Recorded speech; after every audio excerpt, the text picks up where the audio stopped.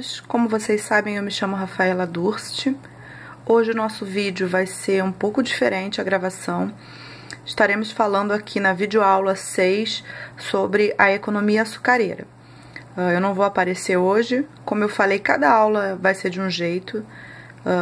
Resolvi fazer assim porque a carinha da prof hoje não tá muito boa, a cara toda amassada. Então fiz um resuminho aqui, um esqueminha no papel, e a gente vai trabalhar em cima disso, ok?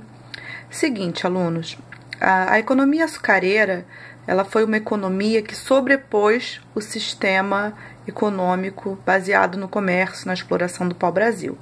Então, acompanhem aqui, ó, como vocês podem ver que eu coloquei aqui, fatores que ajudaram a economia açucareira que aconteceu em meados do século XVI.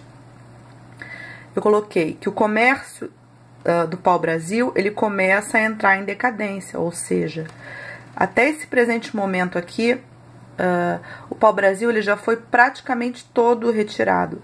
Lembrando que ele foi retirado pela costa, né, do Brasil, através de uma mão de obra indígena, do trabalho dos índios, sob forma de escambo, tá, gente? Mas nesse momento aqui, o pau-brasil ele já foi todo retirado e mandado para a Europa, praticamente. Então, Portugal, eles precisavam de um novo sistema econômico, eles precisavam de um novo produto, podemos assim dizer, que dessem a eles a mesma renda ou, de repente, uma renda maior. Haja visto que Espanha, nesse momento, está extraindo os metais, né, no restante da América.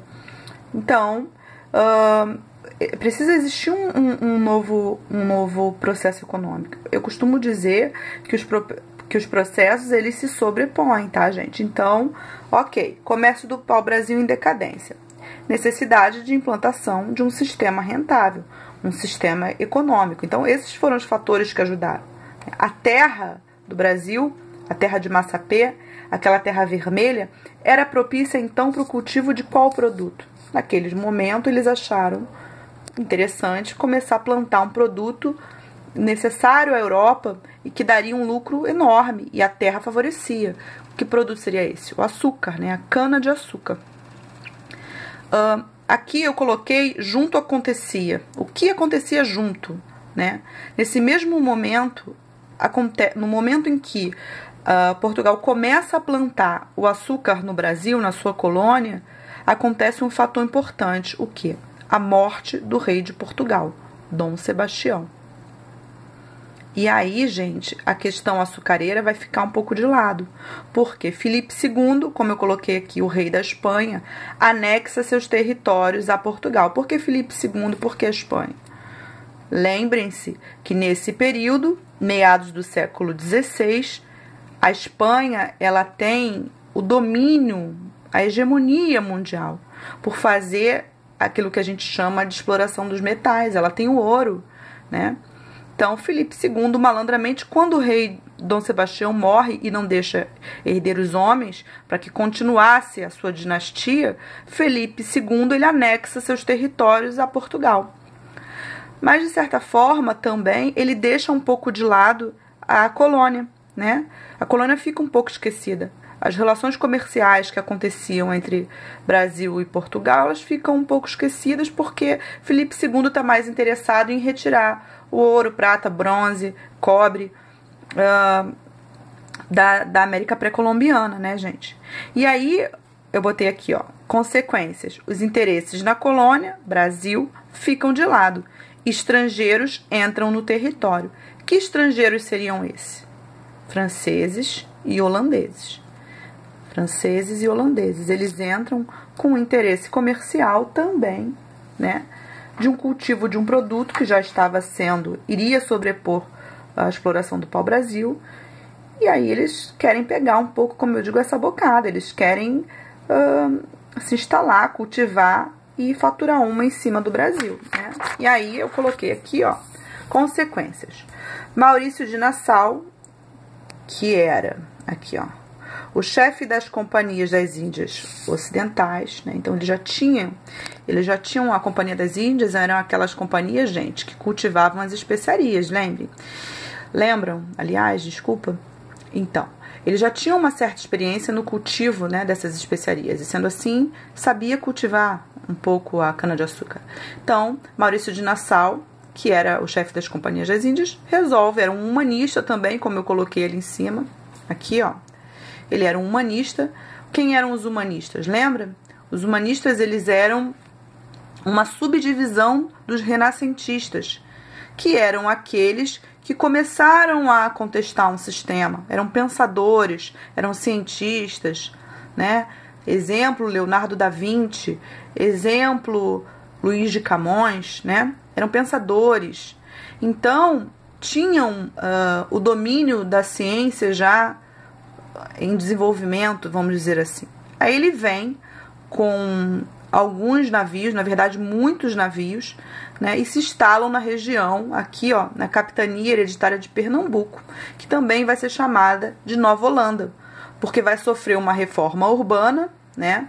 Eles vêm naqueles navios com além de várias potencialidades intelectuais ali dentro, vem também com recursos tipo biblioteca, né? Vão instalar, vão fazer uma reforma urbana em Pernambuco de maneira que vai acontecer assim um desenvolvimento incrível, inclusive no cultivo da cana. Eles vão se tornar especialistas, né, no cultivo, no plantio, no manuseio da cana-de-açúcar que acontece no Nordeste, ali em Pernambuco, na região de Pernambuco, né, gente?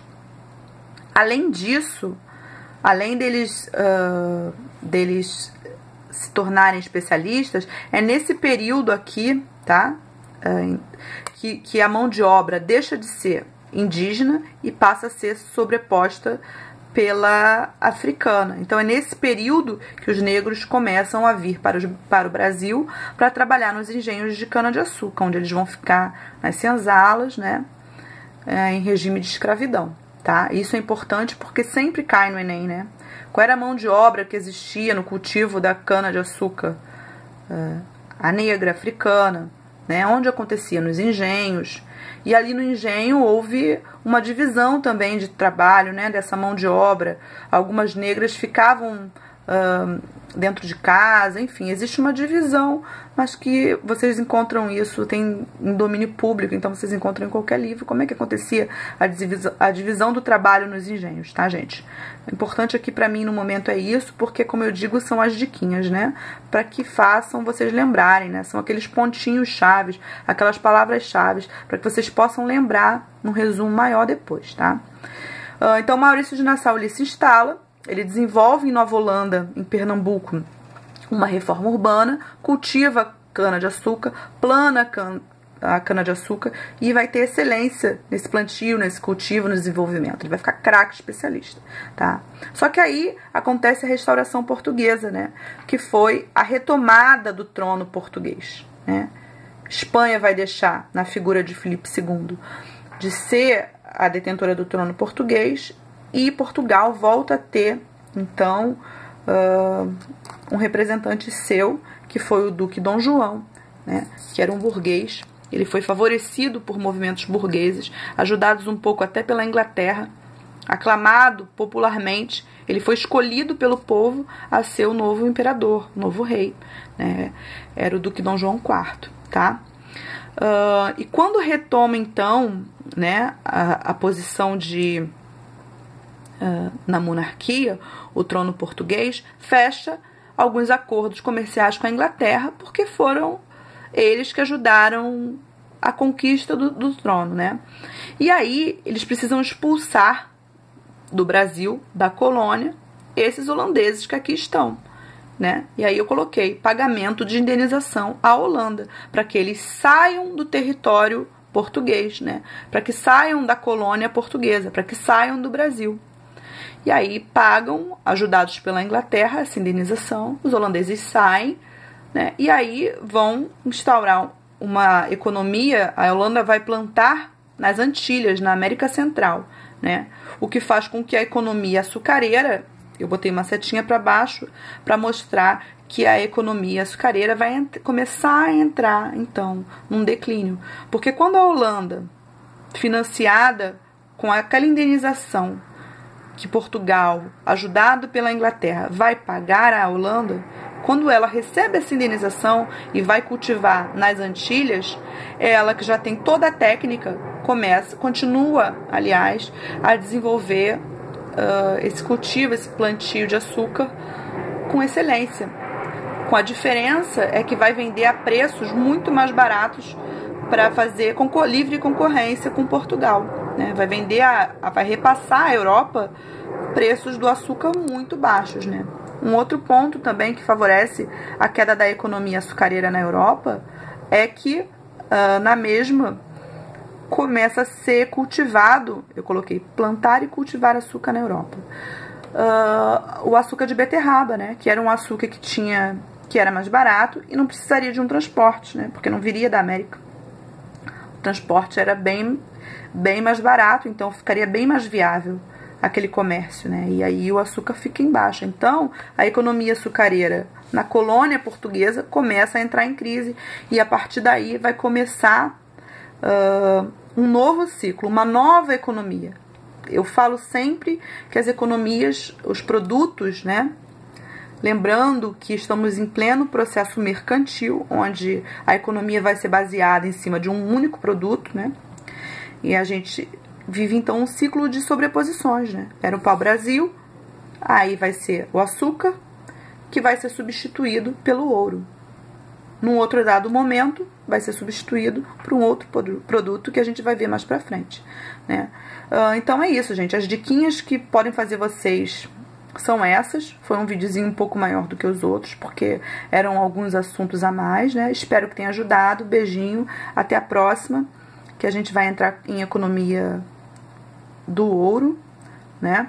E aí, ali eu tenho até uma música em ritmo de funk para ajudar vocês a decorar, tá? A decorar, para quem tem facilidade em decorar, mas o interessante é aprender os conceitos, aquilo que eu sempre falo. Beijo, alunos, até a próxima, tchau, tchau, bons estudos.